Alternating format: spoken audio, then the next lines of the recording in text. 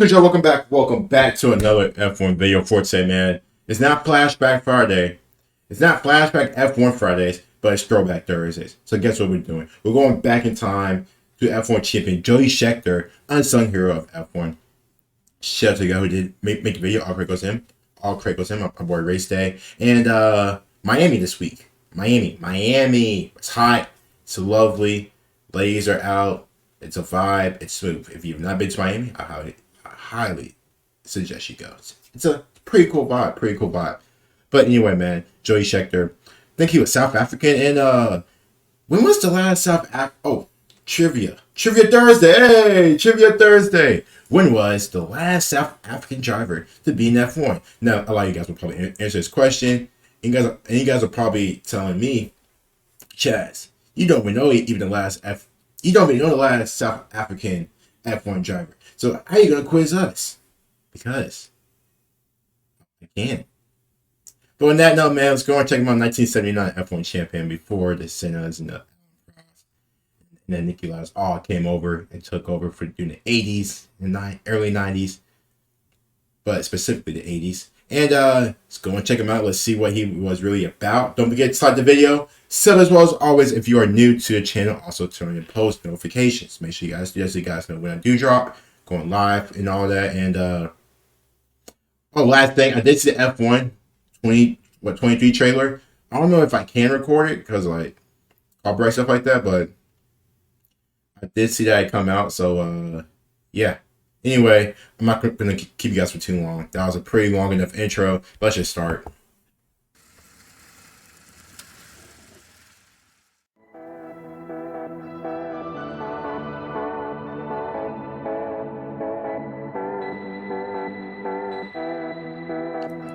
He sort of blew in like a Force 5 cyclone.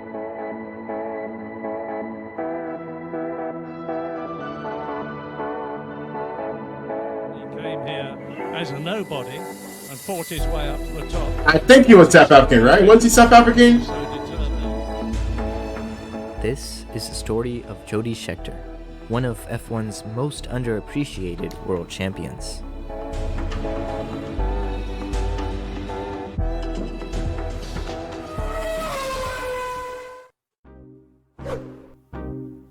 Jody Scheckter was born in East London. Oh crap. How the hell did I get South Africa? Oh my god, alright. Alright, well, this video is an absolute fail. That one, but the one in Eastern Cape, I was right! province in South Africa. I was right! Hey! I was right. Because I did look at him like earlier, just to get like a little feel about him. I'm like, dude, don't tell me I misread something. I was right. All right. We good. As he grew older, he rapidly ascended to the ranks of Formula One after moving to the UK in 1970. The challenges you're going to face, you've been in South Africa all your life, you haven't been outside of the country, you had a great life out there, swimming pool, everything. Look at that! And you're now sharing a flat with 6 people. You're going to obviously have hard times in your personal life going through that, but that shouldn't make any difference to you. Just think about working harder, driving faster, and doing whatever you can to win races. And then you have no regrets after that. But his first taste of an F1 car came in 1972, when he made his debut at the US Grand Prix with McLaren. Even though it was 7 years his to win first it? ever race in an F1 car, he managed to work his way all the way up to the top of the grid.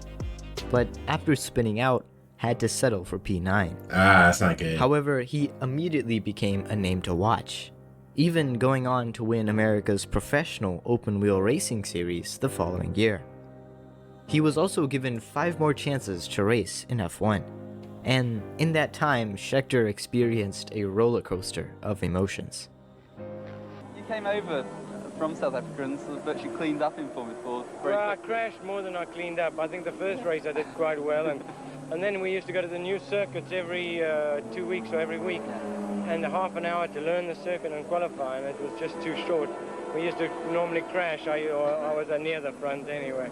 I thought it is pretty short, really like learning track. At just his 3rd race, Scheckter collided with Emerson Fittipaldi, the reigning world champion, who said after the crash about Scheckter, "This madman is a menace to himself and everybody else." Whoa. So he didn't really have any, like,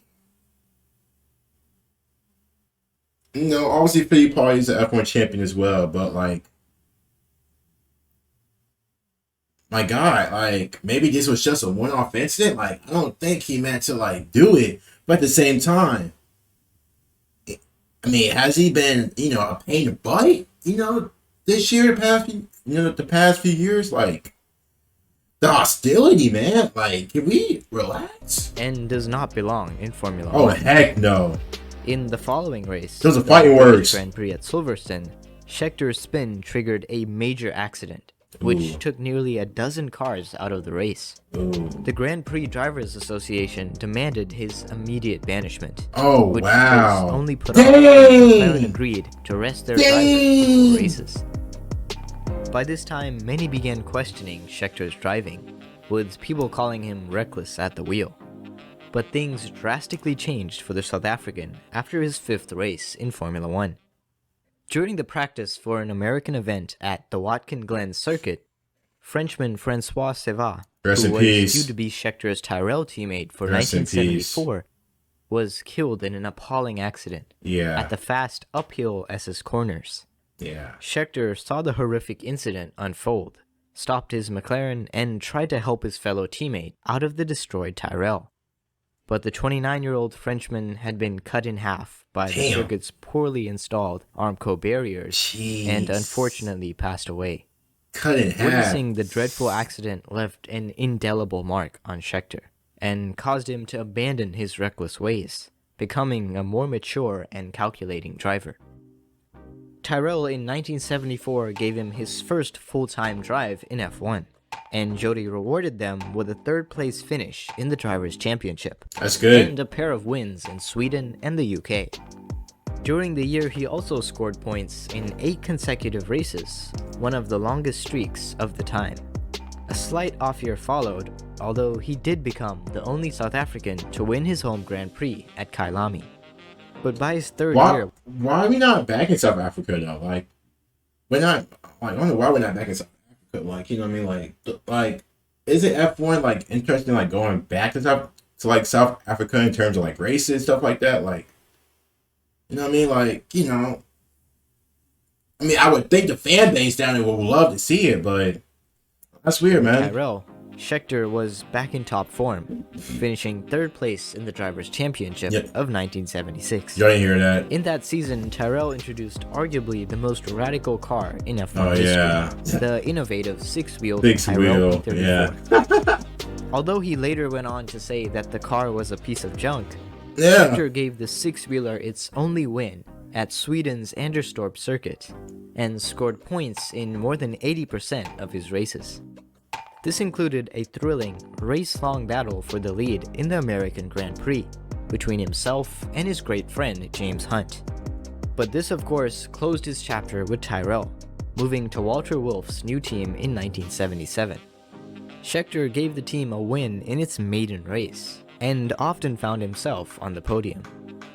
After a 7th-place finish with the team in 1978, Scheckter moved on to Ferrari to partner Gilles Villeneuve in the Ground Effect Ferrari.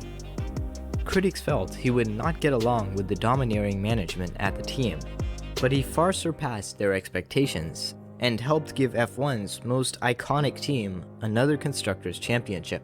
While so he was really starting to cook. With 3 wins among them, gave him the Drivers' Championship in 1979. He was really starting to cook becoming up. the first and only to-date South African world champion. However, he struggled to defend the title the following year, even failing to qualify for one race.